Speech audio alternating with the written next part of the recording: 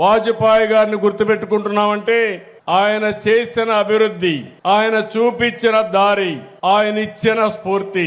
అలాంటి పీపీపీ ద్వారా సంపద సృష్టిస్తే ఇప్పుడు నాయకులు కొంతమంది మాట్లాడుతున్నారు, ఏమీ తెలియని నాయకులు మాట్లాడుతున్నారు. మెడికల్ కాలేజీలు గాని హాస్పిటల్స్ వస్తే గవర్నమెంట్ ఆఫ్ ఇండియా చాలా స్పష్టంగా ఉన్నారు. ప్రపంచం అంతా కూడా చాలా స్పష్టంగా ముందుకు పోయారు. మెరుగైన సేవలు అందించాలంటే, సంపద సృష్టించాలంటే, ఉద్యోగాలు కల్పించాలంటే పీపీపీ మోడలే కరెక్ట్ అని ఇంతవరకు మనం 30 ఏళ్లుగా చూసాం. ఇప్పుడు ఇంప్రూవ్డ్ మోడల్ వచ్చి పీపీపీ వైబిలిటీ గ్యాప్ ఫండింగ్ కూడా ఈ రోజు ఒక రోడ్డు వేసాం. ఈ రోడ్డు అంతా కూడా ప్రైవేటు వ్యక్తులది కాదు. ఈ రోజు ఒక ఎయిర్పోర్ట్ కట్టాం, ఇది ప్రైవేటు వ్యక్తులది కాదు, వాళ్ళు మెయింటైన్ చేస్తారు. 20 ఏళ్ళు 30 ఏళ్ళు నిర్వహించి మళ్ళా ఆస్తి ప్రజల ఆస్తి కాబట్టి ప్రభుత్వానికి అప్పచెప్తారు.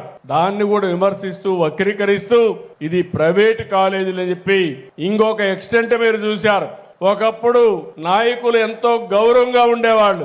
మళ్ళా నేను అధికారానికి వస్తే మీరు కాలేజీలు పెడితే నేను జైల్లో పెడతాననే పరిస్థితికి వచ్చారంటే, అంటే అభివృద్ధి చేసే వాళ్ళని జైల్లో పెట్టే వాళ్ళని ప్రజలు ఏ విధంగా ఆలోచించుకోవాల్సిన అవసరం ఉంది. ఈ రోజు మనందరం కూడా వాజ్పేయి గారి శత జయంతి జరుపుకుంటున్నాం.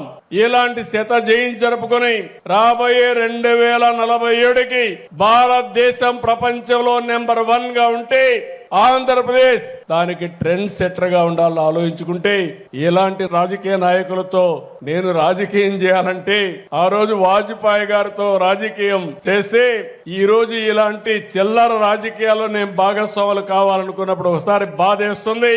కానీ ఓసారి ఆలోచిస్తున్నాం, ప్రజల కోసం అనునిత్యం పనిచేస్తాం, మీకు మెచ్చే పరిపాలన ఇస్తాం, మీ జీవితాలకు వెలుగునిచ్చే విధానాలు తీసుకొస్తాం. ఎంతమంది ఎన్ని చెప్పినా, ఎన్ని అడ్డంకులు సృష్టించినా ఈ యాత్ర ఆగదని చెప్పి నేను మీకు తెలియజేస్తున్నా.